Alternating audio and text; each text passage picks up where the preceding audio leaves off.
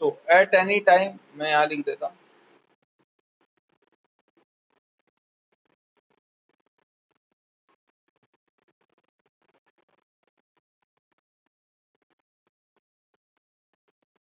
T naught equal to T equilibrium, यानी कि equilibrium time के अलावा किसी और टाइम पे जब आप रिएक्शन क्वोशिएंट डिफाइन करने की कोशिश करो, इफ वी राइट, या सॉरी इक्विलिब्रियम कांस्टेंट डिफाइन करने की कोशिश करो at any time T naught equal to T equilibrium, if we right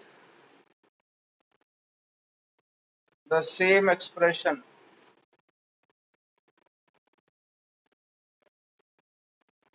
as that of equilibrium constant,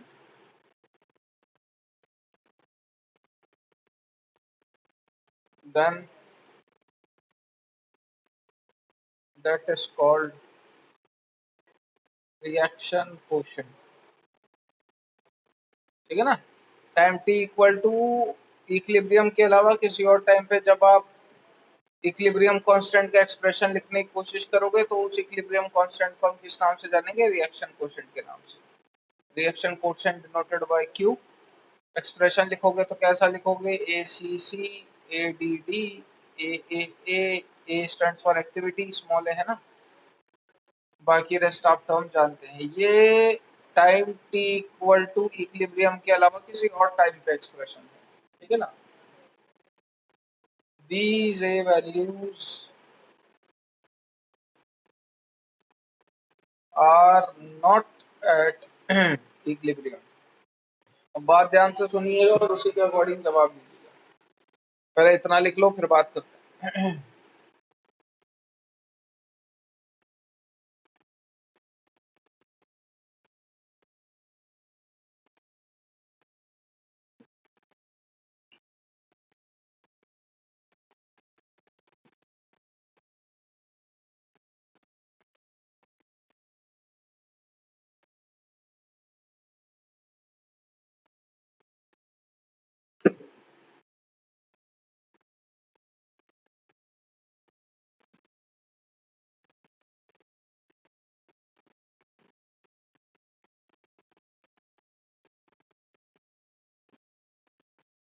done.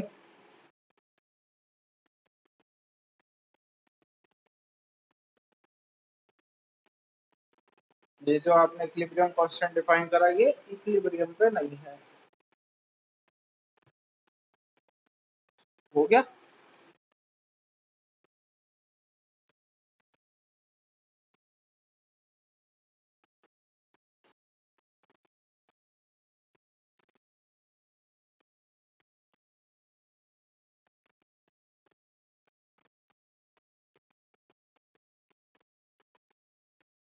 ठीक है, चलिए। तो अब जैसा कि अपन जानते हैं कि ये रिएक्शन एक रिवर्सिबल रिएक्शन है, जैसा कि अपन जानते हैं कि ये रिएक्शन एक रिवर्सिबल रिएक्शन है। अब क्योंकि ये एक रिवर्सिबल रिएक्शन है तो रिवर्सिबल रिएक्शन के बारे में आप एक बात कंफर्म बोल सकते हो कि सर कुछ भी हो जाए रिवर्सिबल रिएक्शन तो इक्विलिब्रियम पॉइंट पे आएगी सभी। क्या आप कुछ भी कर लो, रिवर्सिबल रिएक्शन इक्विलिब्रियम पॉइंट पे कंफर्म आती है, ठीक है। तो बेटा कहने का मतलब मेरा ये है कि अगर आप किसी और टाइम पे इक्विलिब्रियम कांस्टेंट डिफाइन करते हो तो वो तो इक्विलिब्रियम पॉइंट पे आएगी। इक्विलिब्रियम पॉइंट कब आता है, time T equal to equilibrium पे। तो कहने का मतलब मैं ये चाह रहा हूँ, और time T equal to equilibrium पे आप जो कांस्टेंट डिफाइन करते हो वो कौन सा होता है, के इक्विलिब्रियम। समझ में आया ना। किसी और टाइम पे आप जो इक्विलिब्रियम कांस्टेंट डिफाइन करते हो वो होता है रिएक्शन क्वोशिएंट, और इक्विलिब्रियम टाइम पे आप जो इक्विलिब्रियम कांस्टेंट डिफाइन करते हो वो होता है के इक्विलिब्रियम, ठीक है। तो कहने का मतलब मेरा ये है, अगर रिएक्शन रिवर्सिबल है तो कंफर्म बात है कि वो इक्विलिब्रियम पॉइंट पे आएगी। तो उसका किसी हाइपोथेटिकल टाइम पे जो रिएक्शन क्वोशिएंट है वो भी कंफर्म बात है कि वो के इक्विलिब्रियम तक आएगा। इतनी बात समझ में आती है। अरे क्योंकि हर रिवर्सिबल रिएक्शन इक्विलिब्रियम पॉइंट पे आएगी तो हर रिएक्शन क्वोशिएंट भी इक्विलिब्रियम पॉइंट पे आएगा, क्योंकि रिवर्सिबल रिएक्शन तो इक्विलिब्रियम पॉइंट पे ही आती है। क्यों? Because it is the most stable point thermodynamically. तो कहने का मतलब मेरा ये है कि हर जो Q है वो के ई क्यू तक पहुंचना चाहेगा। समझ में आया ना। हर Q जो है वो के इक्विलिब्रियम तक पहुंचना चाहेगा। अगर आपका रिएक्शन कोशेंट ज्यादा है, अगर आपका रिएक्शन कोशेंट ज्यादा है तो ये Q कम होगा और K इक्विलिब्रियम पे आएगा। अगर आपका रिएक्शन कोशेंट कम है तो ये बढ़ेगा और K इक्विलिब्रियम पे आएगा। इतनी बात में कोई दिक्कत हो तो पूछो।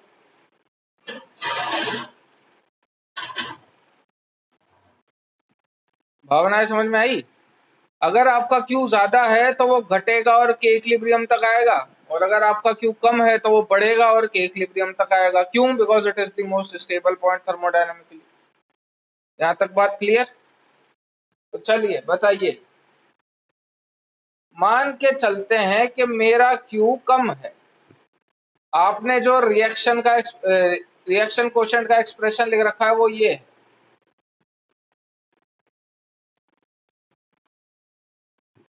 ठीक, भावनाएं समझना।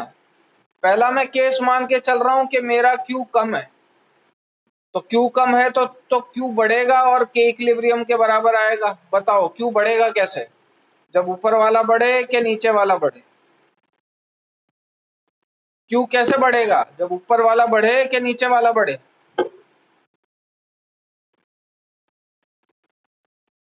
ऊपर वाला बढ़े। अब ऊपर वाला बढ़ेगा कब? When reaction shifts in forward direction और बैकवर्ड डायरेक्शन। आपको सी डी ज्यादा चाहिए तो रिएक्शन किधर शिफ्ट करवाओगे? फॉरवर्ड। तो कहने का मतलब इस केस में रिएक्शन कहाँ जाती है भैया? फॉरवर्ड। अगर आपका Q ज्यादा है तो रिएक्शन कोशिश करेगी Q कम करके इक्विलिब्रियम पॉइंट पे आए। Q कम कैसे हो सकता है?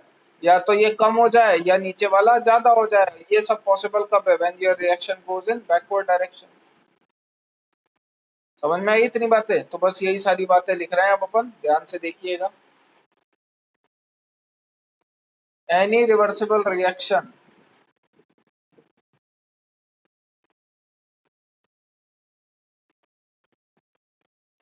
always tries to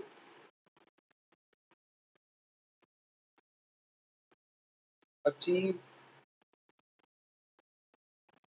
equilibrium। ठीक है, that means it tries to equate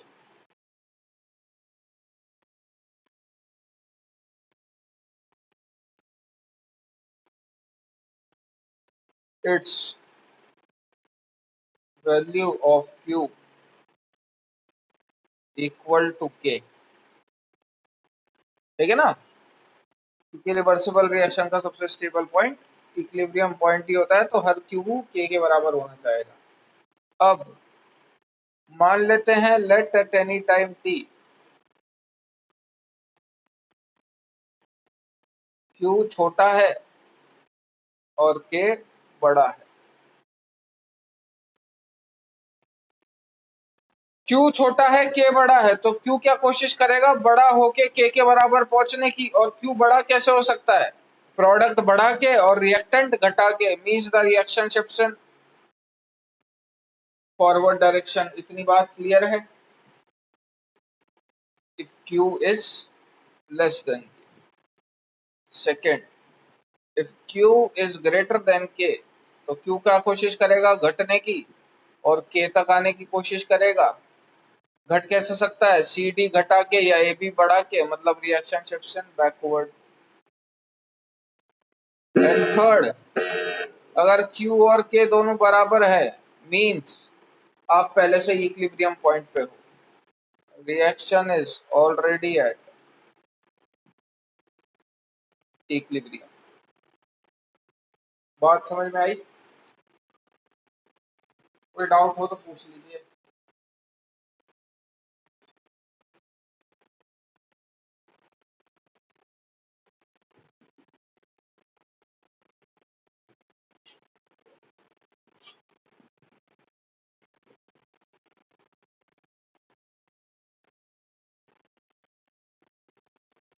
हो जाए जब बता देना मुझे।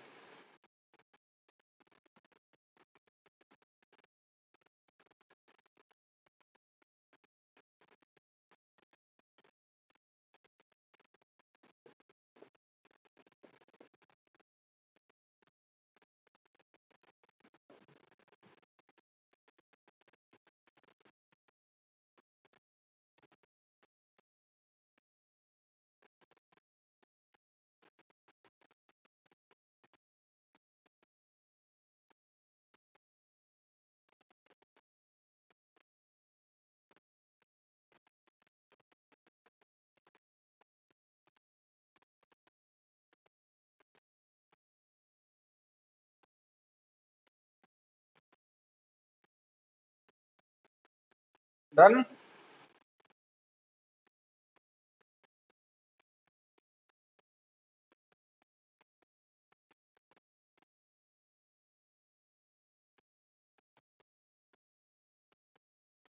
छोटा सा एग्जांपल देखिए।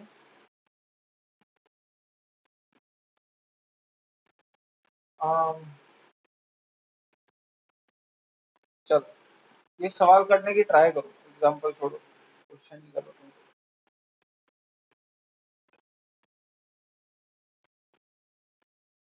आपके पास एक रिएक्शन है, A gas reversible B gas. KP दे रखा है इसका 4। Partial pressure of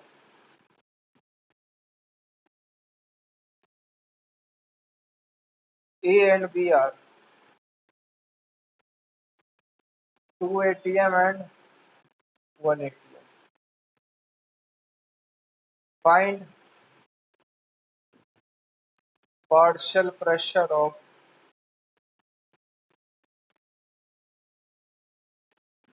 both gas at equilibrium। ठीक है भैया, दोनों गैस का इक्विलिब्रियम पे पार्शियल प्रेशर पूछ रहा है। इनिशियली उसने दोनों गैस का पार्शियल प्रेशर दिया है, बताओ। 5 मिनट का टाइम है, निकाली। रिपीट कर रहा हूं क्वेश्चन।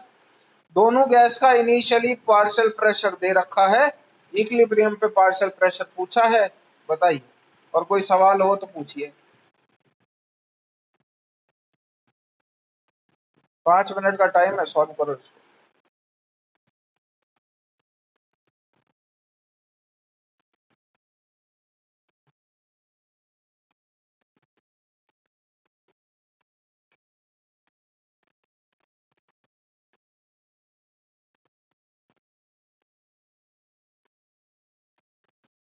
देखिए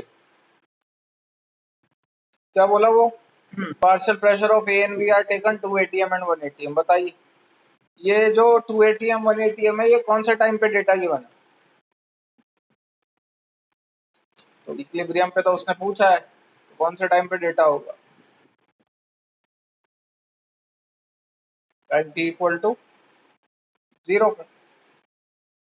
इसका 2 atm प्रेशर है, इसका 1 atm प्रेशर है।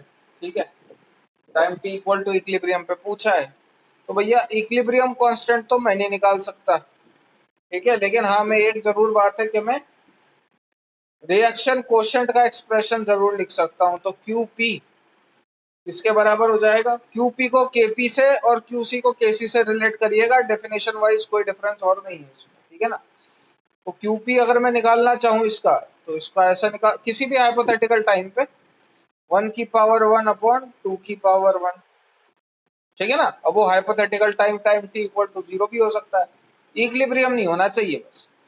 तो टाइम टी इक्वल टू 0 पे मैं इसका क्यूपी का एक्सप्रेशन तो लिख सकता हूँ, इतनी बात में कोई दिक्कत। तो जब आपने यहाँ से क्यूपी का एक्सप्रेशन लिखा, तो आपकी क्यूपी की जो वैल्यू आई वो 1/2 आई, और केपी की जो वैल्यू आप कंपेयर कर रहे हो, वो केपी की वैल्यू कितनी है, 4। मतलब आपका जो क्यूपी है वो छोटा है एज कंपेयर टू केपी के। बताइए, if QP is less than KP तो रिएक्शन कौन से डायरेक्शन में शिफ्ट होती है, फॉरवर्ड के backward. If QP is less than KP तो रिएक्शन कौन से डायरेक्शन में शिफ्ट होती है, फॉरवर्ड के बैकवर्ड। तो ऑब्वियस सी बात है, since Q is less then K therefore reaction shifts in forward direction.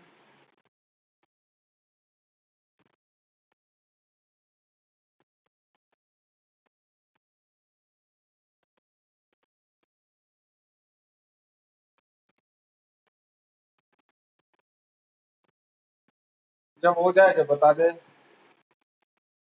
Forward direction में शिफ्ट होगी मतलब A घटेगा और B बढ़ेगा।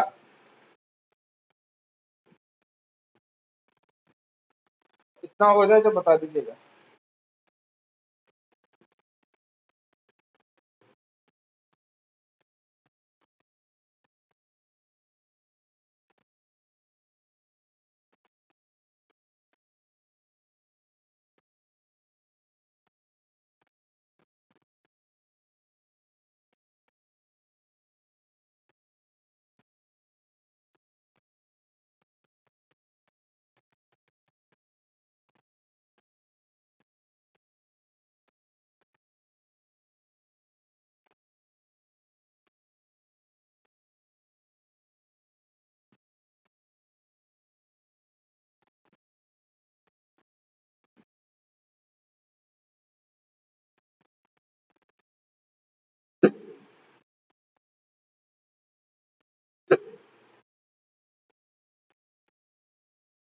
डन।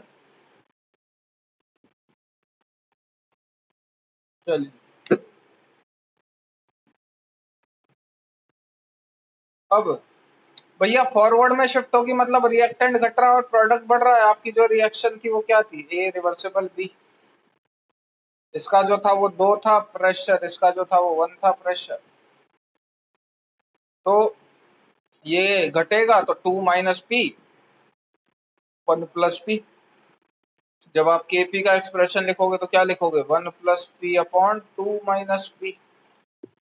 ठीक है, सॉल्व कर लीजिए इसको। के पी की वैल्यू दे रखी है 4, 1 plus P upon 2 minus P, तो क्या आ जाएगा 8 minus 4 P equal to 1 plus P.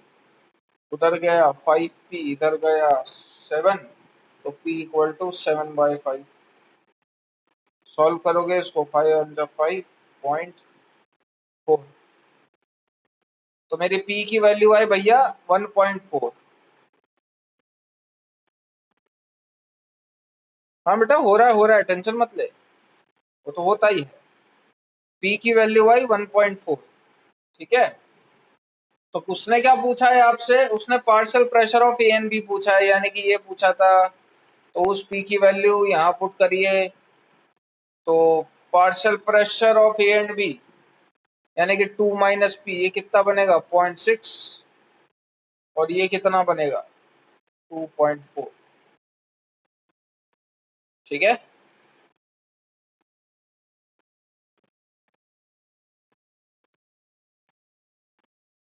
Done. कोई डाउट हो तो पूछ लीजिए,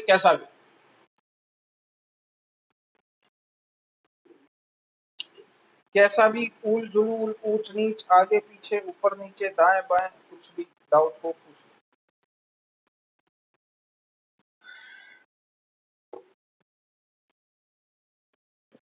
अब जो एप्लीकेशन है भैया वो थोड़ी सी बहुत सिंपल है और बहुत frequently, specially for medical point of view, इस अब जो अपन एप्लीकेशन करेंगे उस एप्लीकेशन में से सवाल आता है, बहुत फ्रीक्वेंटली सवाल आता है मेडिकल में। मेंस में भी आया है कई बार, बट मेडिकल में बहुत ज्यादा फ्रीक्वेंटली पूछते हैं, तो थोड़ा सा गौर फरमाइएगा। हटा देंगे।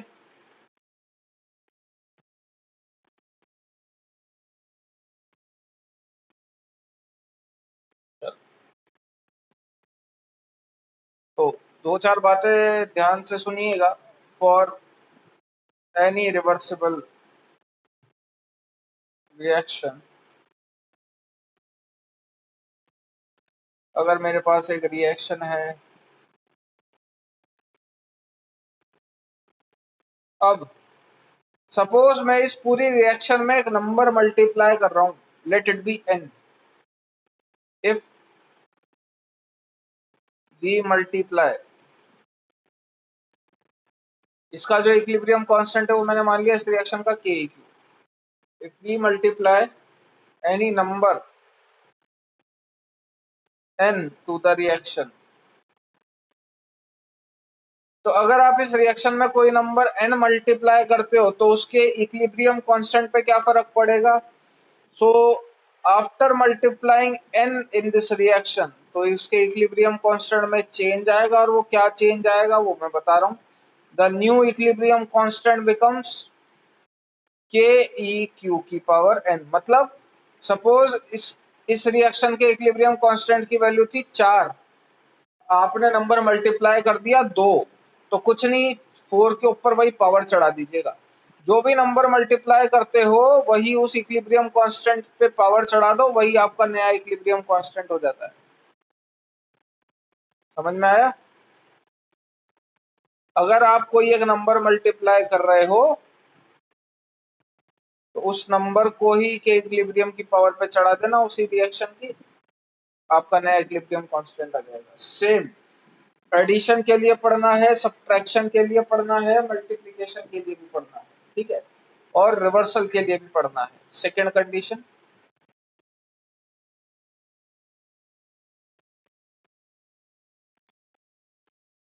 If we reverse the reaction, मतलब C C plus D D reversible A A plus B B. तो क्या करा मैंने, इस रिएक्शन को रिवर्स करा है, तो इस रिएक्शन का जो इक्विलिब्रियम कांस्टेंट था वो के इक्विलिब्रियम था। रिवर्स करने पे बता पाओगे कि क्या आएगा। इस रिएक्शन का जो इक्विलिब्रियम कांस्टेंट था वो के इक्विलिब्रियम था। अगर इसी रिएक्शन को रिवर्स कर दोगे तो क्या आ जाएगा, 1/के इक्विलिब्रियम। ठीक है, ये डेटा आपको ध्यान रखना है, ये इंपॉर्टेंट है और कुछ नहीं। कंडीशन के साथ रिजल्ट।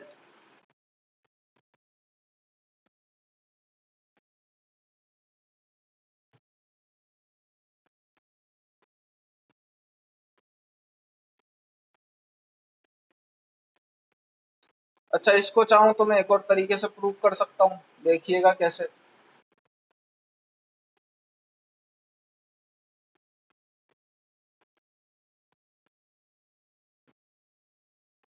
हो गया ये।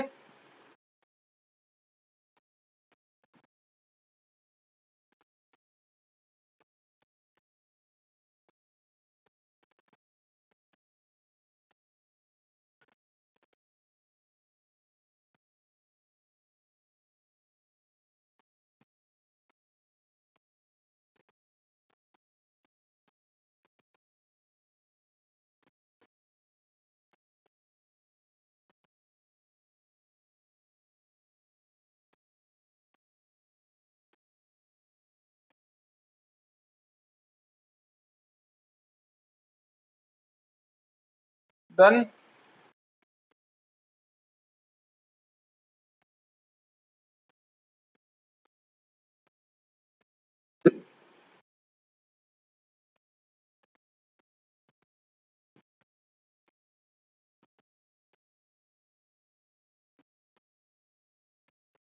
बस बेटा हो गया।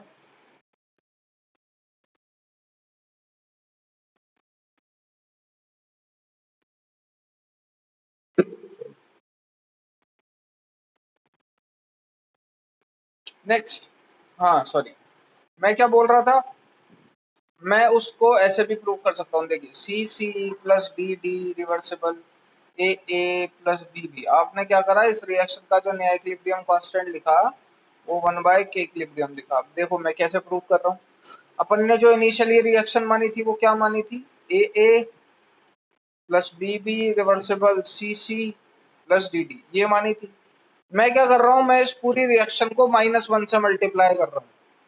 क्या बोला मैं इस पूरी रिएक्शन को -1 से मल्टीप्लाई कर रहा हूँ। तो क्या बन जाएगा ये, -a minus B B reversible minus C C minus D D. अब इसको इधर ले आओ और उसको उधर लेके चल जाओ। तो अब क्या करा आपने, अगर आप किसी नंबर से रिएक्शन को मल्टीप्लाई करते हो तो वो नंबर क्या होता है, इसका जो नया इक्विलिब्रियम कांस्टेंट था वो आप क्या लिखते, के इक्विलिब्रियम की पावर -1 पावर में चल जाता है।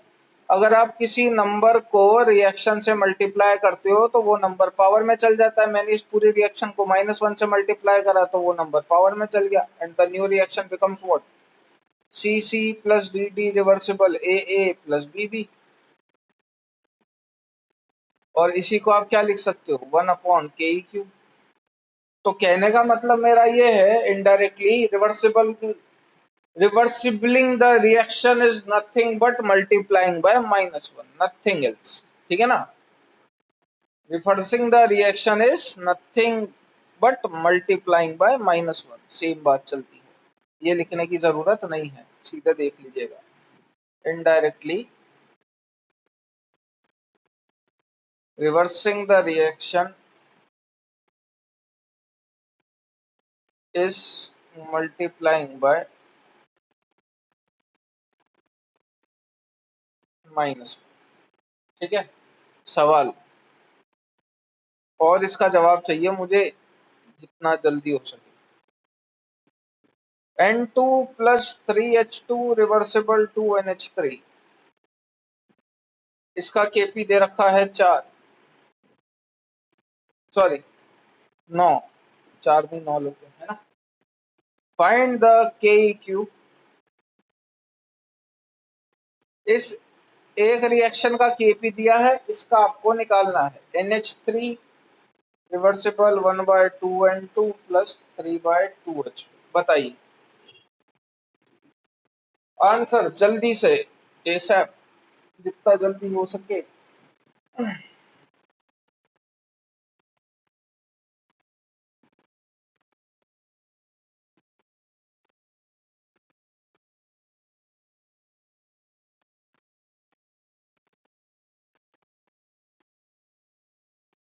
आंसर बेटा, आंसर आंसर आंसर इतनी देर में तो आ जाना चाहिए यार।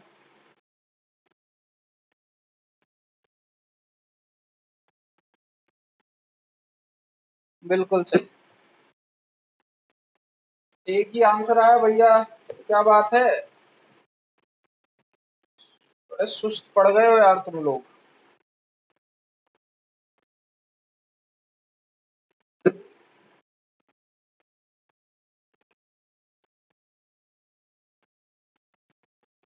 चलो बेटा बताओ क्या करा।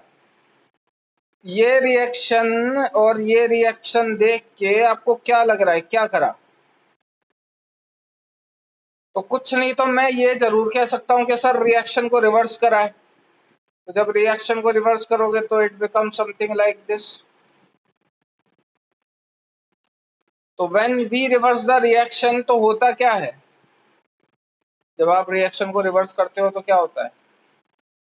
1/, में चल जाता है के इक्विलिब्रियम। इस रिएक्शन का जो के इक्विलिब्रियम प्राइम है वो किसके बराबर हो जाएगा? 1/9 के। और क्या करा है? 1/2 से पूरी रिएक्शन को मल्टीप्लाई कर दो तो 1/2, 1/2, 1/2। आगे ही ऊपर वाली रिएक्शन किसी नंबर से मल्टीप्लाई करते हो तो वो नंबर पावर में चढ़ जाता है। The new K equilibrium is equals to nothing but 1/3। Doubt हो तो पूछ लीजिए।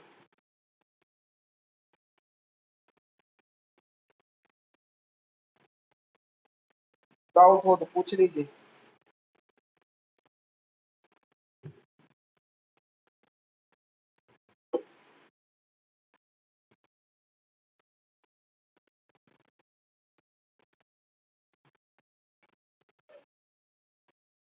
डन। आगे, let A reversible B and C reversible D. दो रिएक्शन दे रखी है, इसका के इक्विलिब्रियम दे रखा है K1, इसका के इक्विलिब्रियम दे रखा है K2। मैं क्या कर रहा हूँ? ऐड। जब आप ऐड करोगे तो क्या बनेगा नया reaction? A plus C reversible B plus D. तो जब आप दो रिएक्शंस को आपस में ऐड करते हो तो उनके इक्विलिब्रियम कांस्टेंट मल्टीप्लाई हो जाते हैं आपस में। जब आप दो रिएक्शंस को आपस में ऐड करते हो तो उनके इक्विलिब्रियम कांस्टेंट आपस में होते हैं मल्टीप्लाई। ठीक है। नेक्स्ट, सब्ट्रैक्शन, यानी कि सेम रिएक्शन ले रहा हूं लेकिन 1 - 2 कर रहा हूं।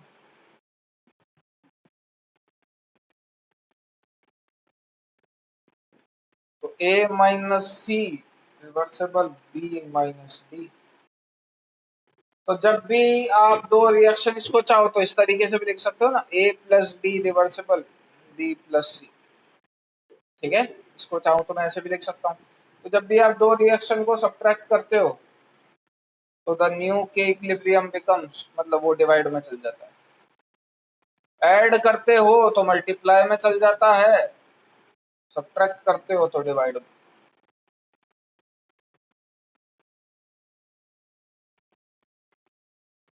इसका भी जस्टिफिकेशन दे सकता हूँ सब्ट्रैक्शन वाले का, देखिएगा।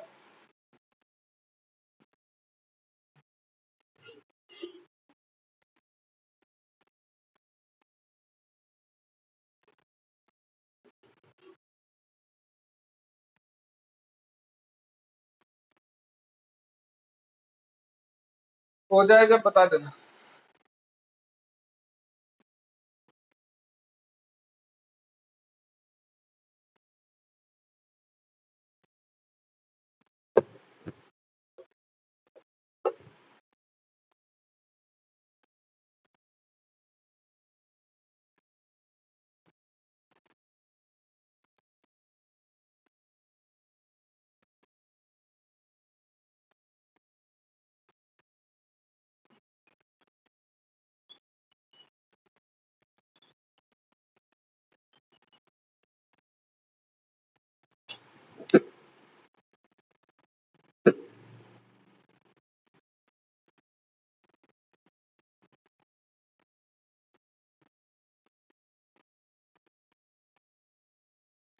डन।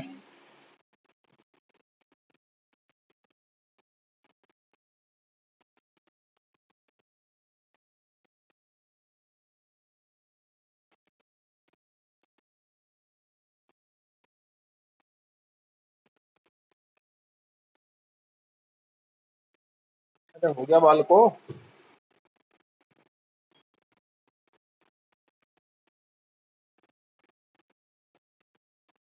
चल, तो जैसा कि मैंने बोला सब्ट्रैक्शन का अपन एक और रिजल्ट दे सकते हैं। सब्ट्रैक्शन एक्चुअल में is nothing but indirectly it is nothing but reversing the one and adding it.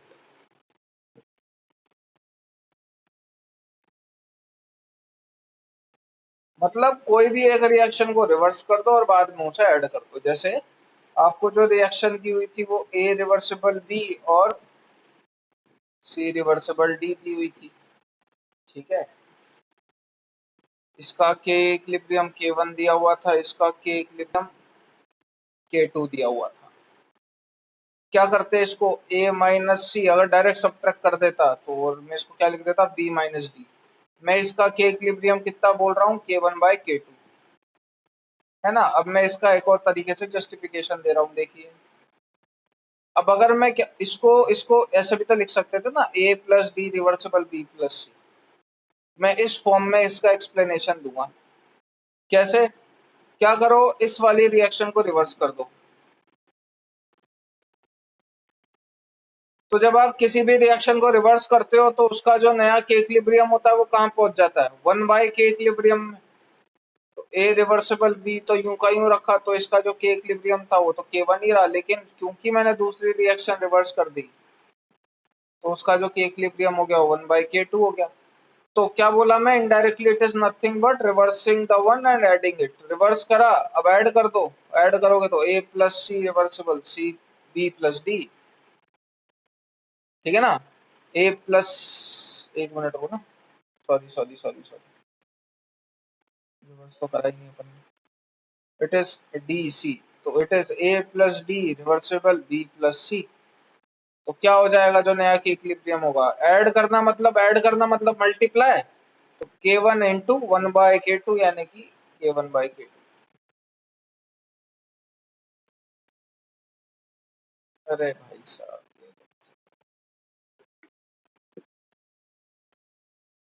हाँ जी, इसमें देख लीजिए किसी को कोई प्रॉब्लम हो, वरना नोट डाउन कर लो।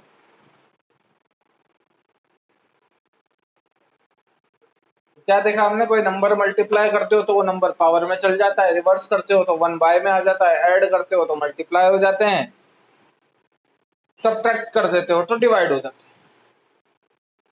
किसी को कोई डाउट हो तो पूछ लीजिए।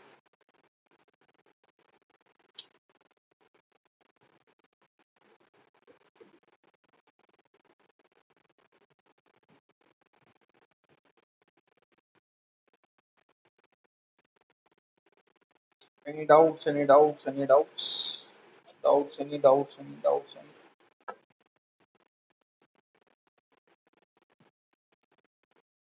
आगे बढ़े।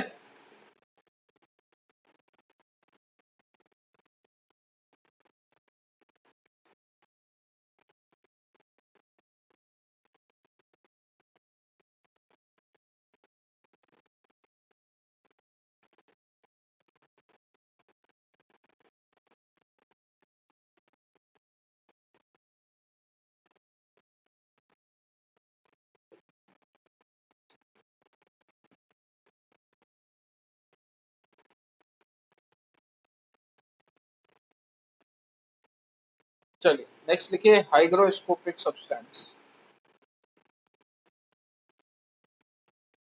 क्या होता है हाइग्रोस्कोपिक सब्सटेंस? वो सब्सटेंस जो मॉइस्चर एब्जॉर्ब करे।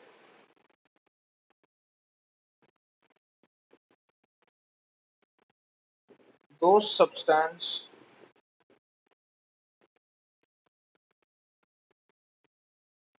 which can absorb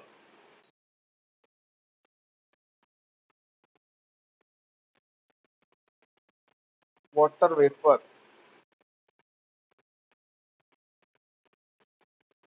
from the moist air is called hygroscopic substance.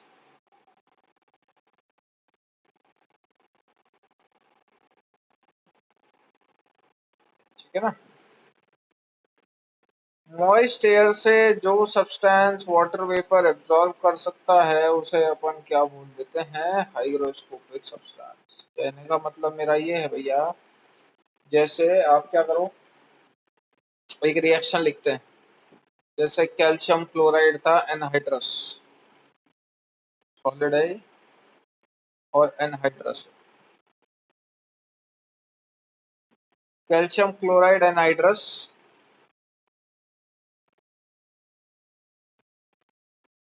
6H2O gas के साथ रिएक्ट करके रिवर्सिबल रिएक्शन होती है ये, CaCl2.6H2O बना देता है। तो जो पहले सॉलिड था उसने क्या करा, एनवायरनमेंट में प्रेजेंट मॉइस्चर को एब्जॉर्ब करके CaCl2.6H2O बना लिया। अब ये भी सॉलिड है, ये भी सॉलिड है, लेकिन ये गैस है।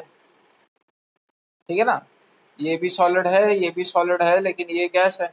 ऑब्वियस सी बात है, इस इक्विलिब्रियम का जो Kp होगा वो सिर्फ और सिर्फ किसके पार्शियल प्रेशर पर डिपेंड करेगा, वाटर के। ठीक है ना, the Kp of this reaction is dependent on partial pressure of water। क्योंकि बाकी तो सॉलिड है, सॉलिड की एक्टिविटी कितनी होती है, 1।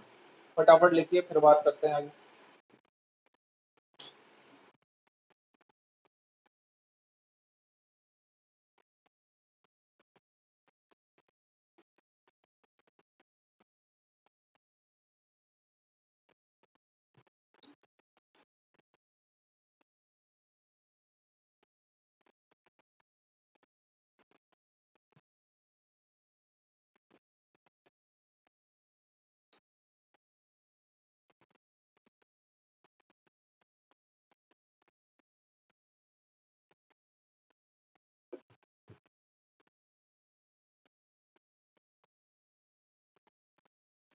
हाँ भाई डन।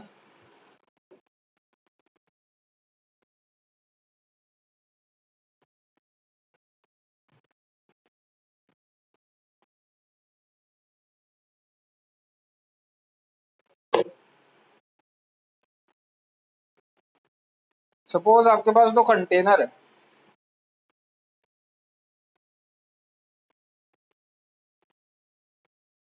ध्यान से बात सुनना और फिर जवाब देना। इसके अंदर है MCl2 anhydrous, M can be any metal. इसके अंदर है M'Cl2 एनहाइड्रस। ठीक है, इस कंटेनर के अंदर मॉइस्चर प्रेजेंट है, मॉइस्ट एयर प्रेजेंट है बेटा, इसमें भी मॉइस्ट एयर प्रेजेंट है। अब मॉइस्ट एयर प्रेजेंट है, इसका माने क्या, एयर है माने गैस है, और गैस है तो प्रेशर लगाएगा। एयर है माने गैस है, और गैस है तो प्रेशर लगाएगा। ठीक है, जो रिएक्शन चल रही है वो कुछ इस तरीके की है कि MCl2, पहले वाली के लिए लिख रहा हूं मैं, MCl2 एनहाइड्रस जो है वो 6H2O गैस से रिएक्ट करता है और बना लेता है MCl2.6H2 सॉलिड। जब आप इसका Kp का एक्सप्रेशन लिखोगे तो क्या लिखोगे, 1 upon partial pressure of H2O की पावर 6। ठीक है ना, 1 upon partial pressure of H2O की पावर 6। अब मैं दूसरा एक्सप्रेशन लिखूं तो M'Cl2 anhydrous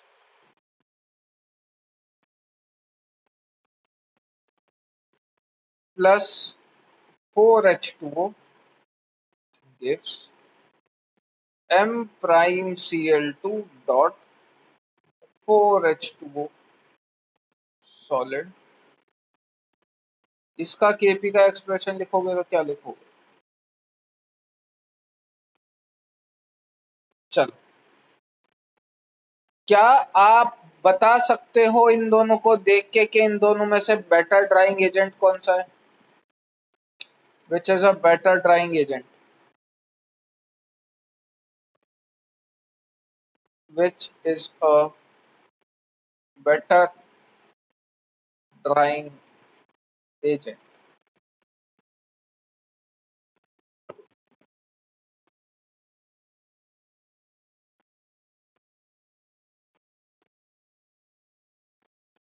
which is a better drying agent?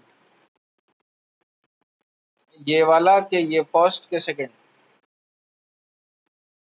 तो भैया सुनिए, ड्राइंग एजेंट मतलब सामने वाले को ड्राई कर दे, उसको सूखा बना दे और खुद मॉइस्चर एब्जॉर्ब कर ले। समझ में आया ना? सामने वाले को ड्राई कर दे और खुद मॉइस्चर एब्जॉर्ब कर ले।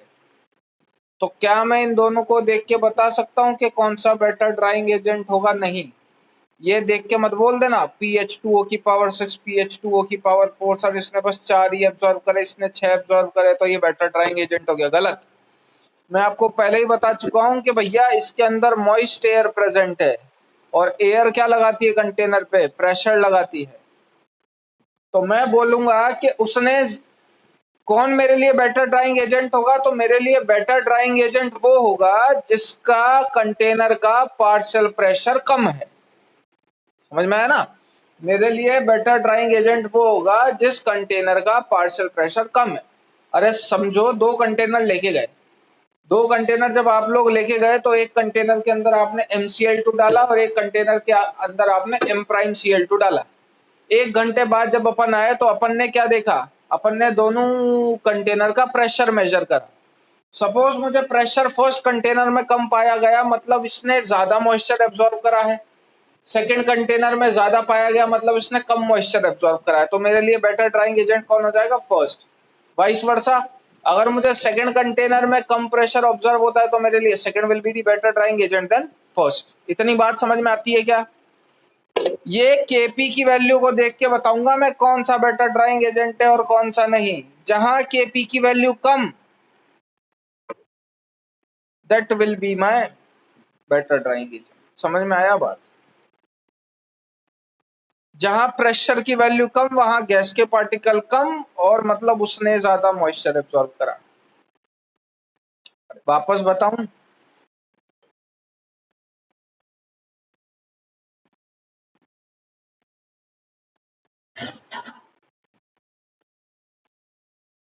The solid which will maintain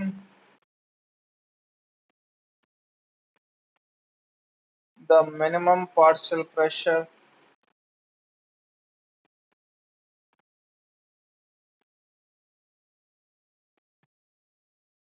of H2O gas at equilibrium will be the better drying agent।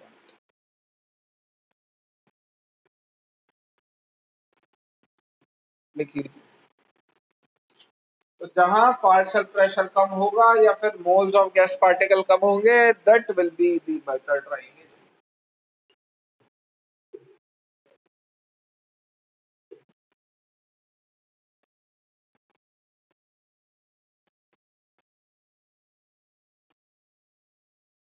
जब हो जाए जब बता दीजिए।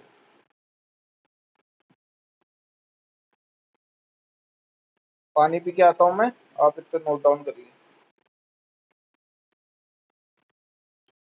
चलिए, हो गया होगा होपफुली।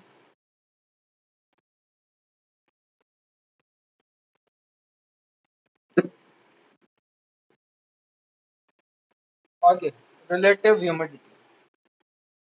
थोड़ा पहले थियोरेटिकल पार्ट है, फिर आएंगे न्यूमेरिकल।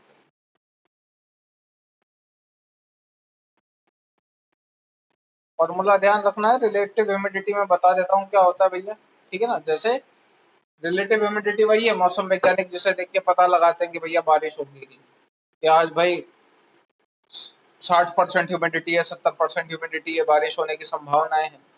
वही चीज रिलेटिव ह्यूमिडिटी कहलाती है, ठीक है? और जो फॉर्मूला होता है रिलेटिव ह्यूमिडिटी का वो क्या होता है, वो नोट डाउन करना है आपको, वो ज़्यादा इंपॉर्टेंट है। Partial pressure of water vapour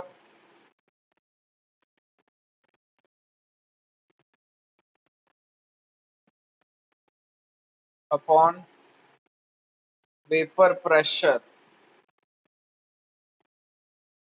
और aqueous tension of H2O liquid at constant temperature multiply by 100। ठीक है, ये होता है,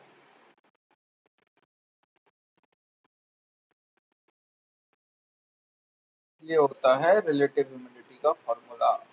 अब देखिए नीचे वाली जो आपने वैल्यू ली वो आपने क्या वैल्यू ली, वेपर प्रेशर या एक्वस टेंशन कांस्टेंट टेम्परेचर पे।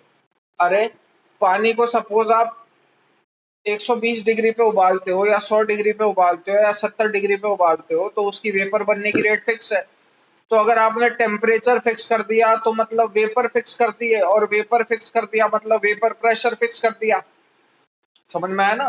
अगर टेम्परेचर फिक्स कर दिया माने गैस के पार्टिकल फिक्स कर दिए, और गैस के पार्टिकल फिक्स कर दिए मतलब गैस का प्रेशर फिक्स कर दिया, तो नीचे वाली चीज तो फिक्स हो गई। तो कुल मिला के मेरी रिलेटिव ह्यूमिडिटी किस पर डिपेंड करती है, partial pressure of water vapour.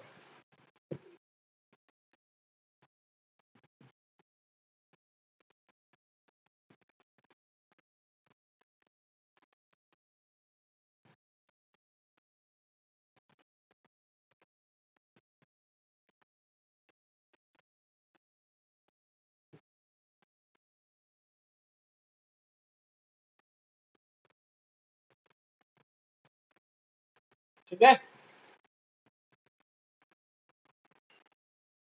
और यहीं से आप पता लगा सकते हो जितना पार्शियल प्रेशर कम होगा ह्यूमिडिटी उतनी कम होगी, और जितनी ह्यूमिडिटी कम होगी मतलब मॉइस्चर एनवायरनमेंट में उतना कम है, मॉइस्चर एनवायरनमेंट में जितना कम है मतलब ड्राइंग एजेंट उतना अच्छा है। तो कहने का मतलब मेरा ये है,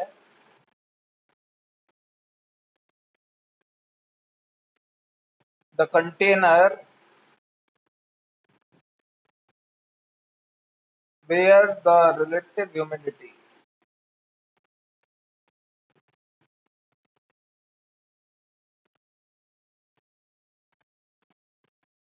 is minimum will be a better drying agent.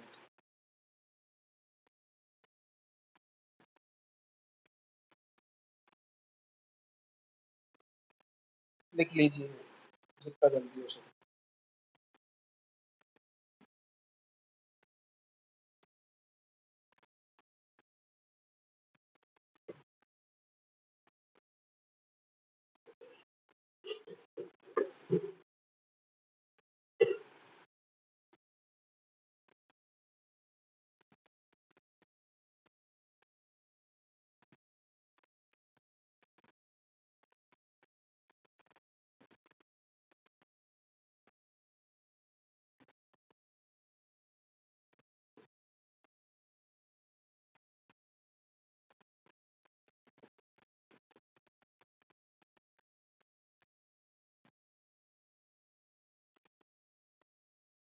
Done.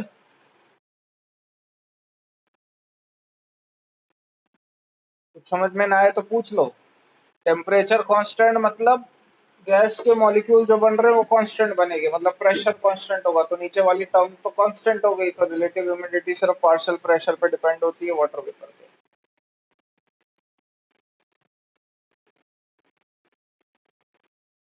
Partial pressure जितना कम, प्रेशर जितना कम मतलब गैस के पार्टिकल उतने कम, गैस के पार्टिकल जितने कम मतलब ड्राइंग एजेंट ने गैस को उतना ज्यादा एब्जॉर्ब करा है।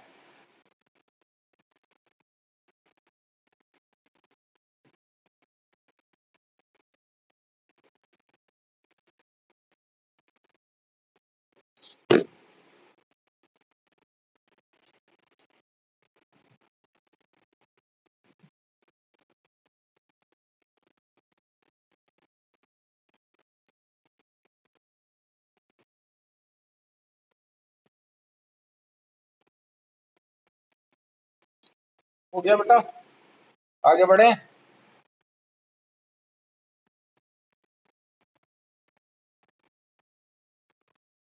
चलिए, vapour density and degree of dissociation.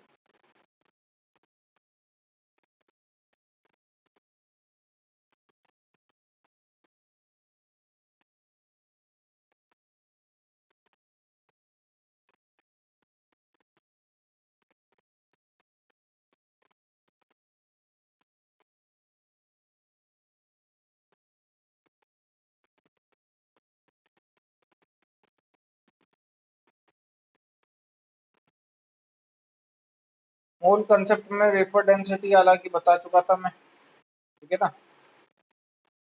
क्या होती है वेपर डेंसिटी, आइडिया किसी को? सबसे पहली बात तो जो अपने को ध्यान रखनी है, वो क्या ध्यान रखनी है, दैट वेपर डेंसिटी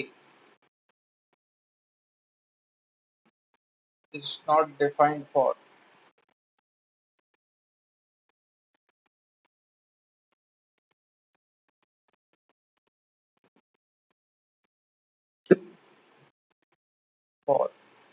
सॉलिड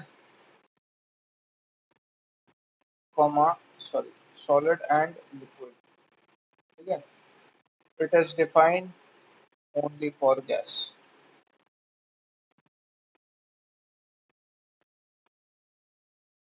अगर आपको फॉर्मूला याद हो तो वेपर डेंसिटी का फॉर्मूला होता था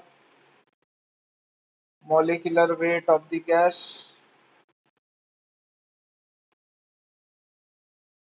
upon molecular weight of the reference gas,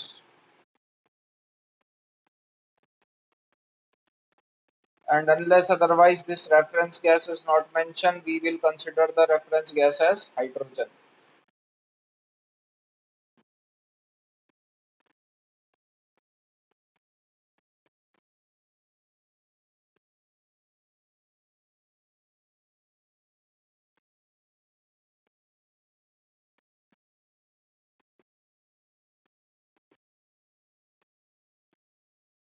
Unless otherwise mentioned, ठीक है। अब इसलिए वेपर डेंसिटी का जो फॉर्मूला होता था वो किसके बराबर होता था, m/2 के, ठीक है ना। क्योंकि जब तक गैस नहीं दी हुई है तो अपन हाइड्रोजन मानते हुए चलेंगे। लिख लीजिए।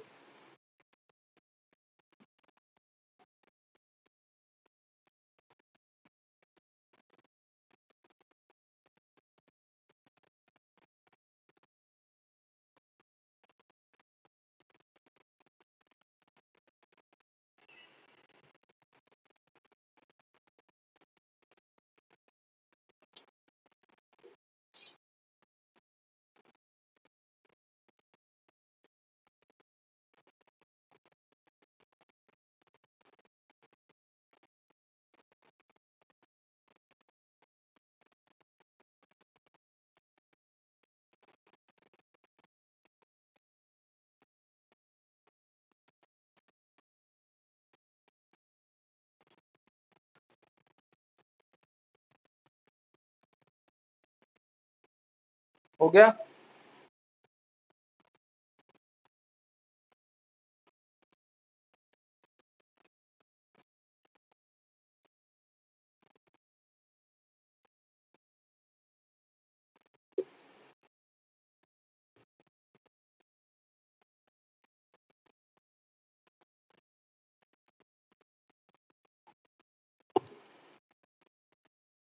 चलो,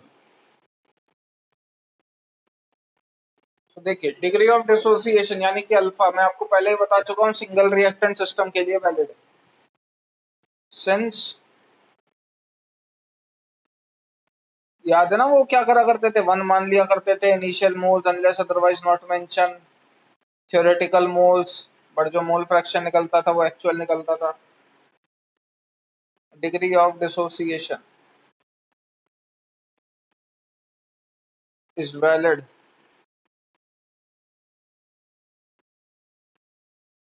फॉर सिंगल रिएक्टेंट सिस्टम, ठीक है ना। और वो जो रिएक्शन मैं मान रहा हूं मैंने ये मान ली। देखो ध्यान से देखना रिएक्शन, हमने यहाँ पे रिएक्टेंट का कोफिशिएंट भी 1 किया हुआ है।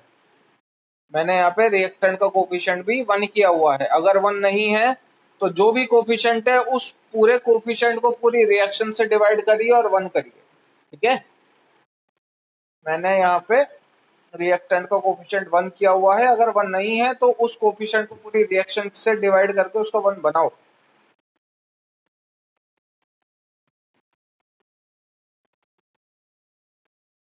Plus up to so on, ऐसे रिएक्शन चलती जा रही है, ठीक है।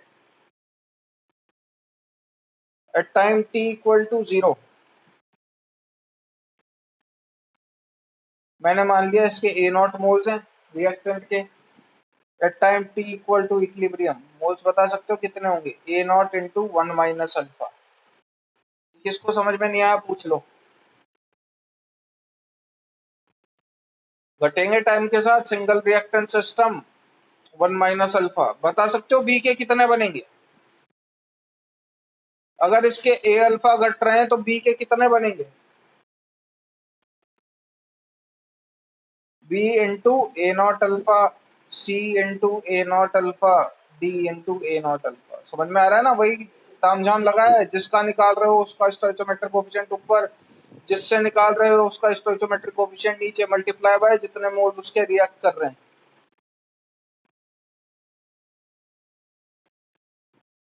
ठीक है।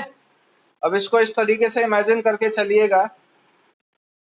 पहले इतना लिख लो फिर बात करेंगे क्योंकि मेरे को थोड़ा लंबा बोलना है।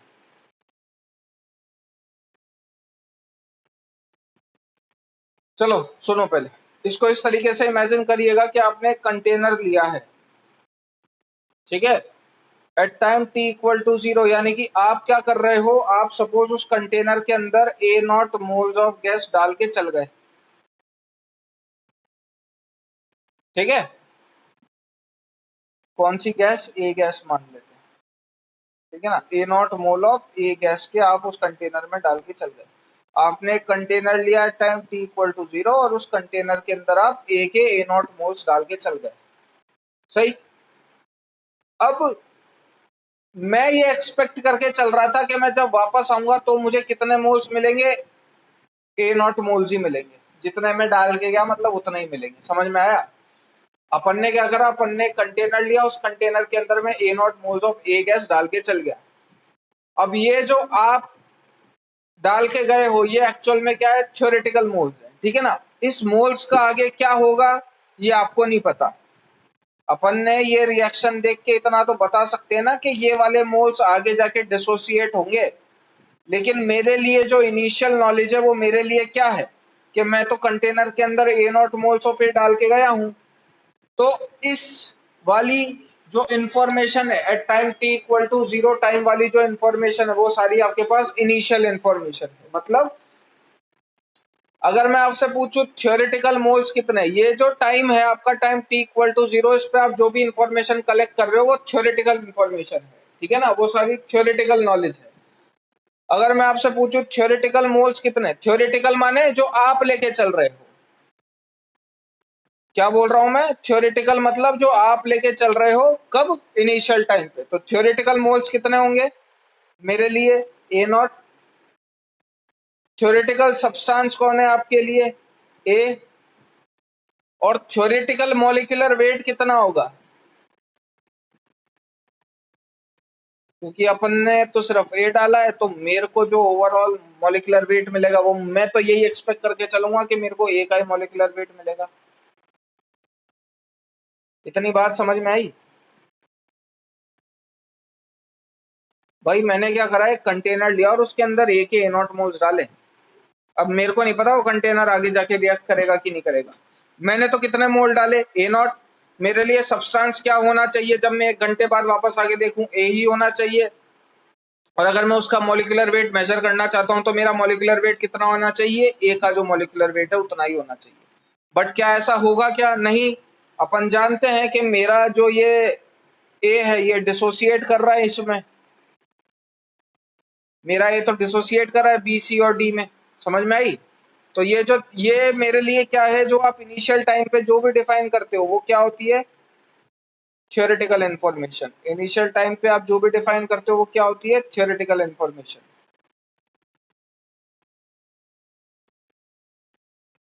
पहले लिख लो इतना फटाफट।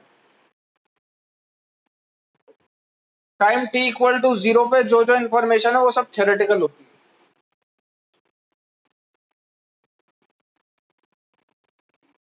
फटाफट लिखिए जल्दी से।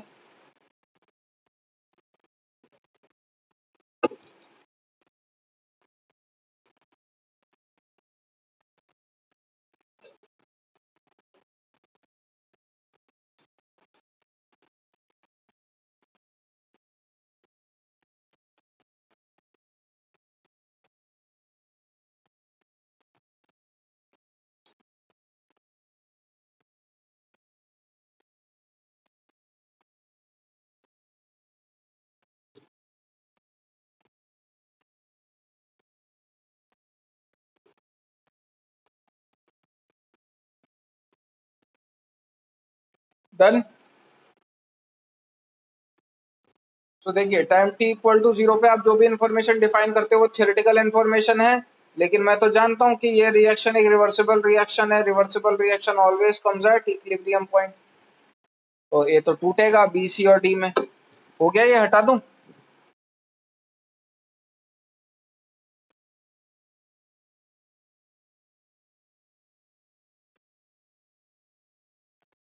डन।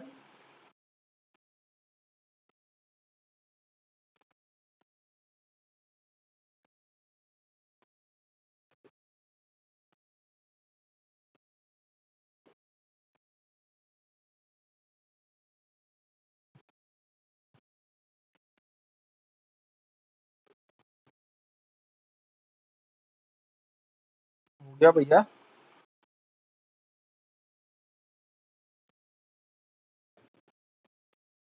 तो टाइम t इक्वल टू 0 पे जो भी इंफॉर्मेशन होती है वो थ्योरेटिकल इंफॉर्मेशन होती है, लेकिन time t equal to T equilibrium पे जो भी इंफॉर्मेशन, भाई 1 घंटे बाद में आपके, सपोज उस रिएक्शन का इक्विलिब्रियम 1 घंटे बाद आया, तो 1 घंटे बाद जब आप आके देखोगे कि आपको सिर्फ ए दिखेगा क्या? नहीं, आपको क्या दिखेगा? अब जो इन्फॉर्मेशन होगी वो ऑब्जर्व्ड या एक्चुअल इन्फॉर्मेशन होगी। तो ऑब्जर्व सब्सटेंस में अब आपको क्या नजर आएगा? क्या आपको सिर्फ ए नजर आएगा? नहीं, अपने को मिक्सचर नजर आएगा। किसका? ए का, बी का, सी का, डी का। मेरे को मिक्सचर ऑफ गैस नजर आएंगे। 1 घंटे बाद जब मैं आके देखूंगा तो ए टूट चुका होगा और मेरे को मिक्सचर नजर आ रहा होगा एबीसीडी का। क्या आपका जो ऑब्जर्व्ड मॉलिक्यूलर वेट है वो ए के मॉलिक्यूलर वेट के बराबर होगा? नहीं, वो क्या होगा? Molecular weight of mixture of gas,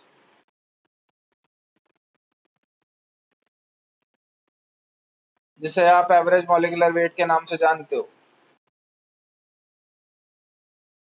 ठीक है? क्या आपके जो मोल्स होंगे वो सिर्फ ए के मोल्स होंगे? नहीं,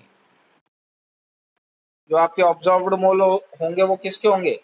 ए के भी मोल्स होंगे, बी के भी मोल्स होंगे, सी के भी मोल्स होंगे, डी के भी मोल्स होंगे। ये हुए मेरे टोटल मोल्स। ये सब कहाँ पे है? इक्विलिब्रियम पे। ठीक है, तो ये आपकी एक्चुअल इंफॉर्मेशन है।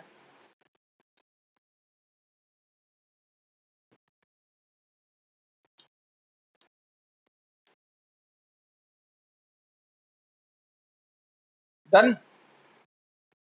तो time t equal to equilibrium पे जो भी आप डेटा डिफाइन करते हो वो कब होता है? वो एक्चुअल में एक्चुअल इंफॉर्मेशन होती है। जबकि टाइम t इक्वल टू 0 पे जो आप इंफॉर्मेशन डिफाइन करते हो वो क्या होती है? थ्योरेटिकल।